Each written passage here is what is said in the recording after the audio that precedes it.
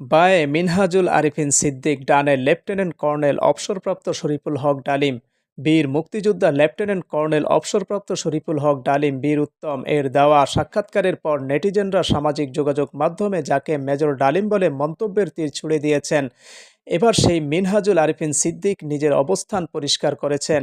সোমবার 6 জানুয়ারি সন্ধ্যা 6টার দিকে তার নিজের ফেসবুকে এক স্ট্যাটাসের মাধ্যমে তার অবস্থান জানান।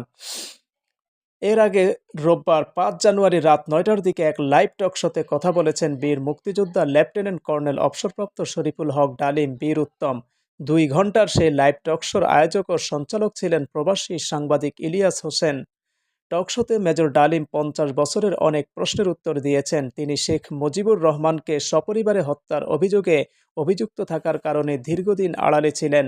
মেজর ডালিমের এই সাক্ষাৎকারের পর বিষয়টি টক অব দ্য কান্ট্রিতে পরিণত হয়েছে। সামাজিক যোগাযোগ মাধ্যম থেকে শুরু করে সর্বত্র আলোচনায় এই মেজর ডালিম ইস্যু। মিনহাজুল আরিফিন সিদ্দিক তার ফেসবুক স্ট্যাটাসে লিখেন, সকালে ঘুম থেকে উঠে দেখি রাতারাতি মেজর ডালিম হয়ে গেছি। তিনি আরও লেখেন, আর এরপরই বট বাহিনী ঝাঁপাইয়া পড়েছে আমার প্রোফাইলে।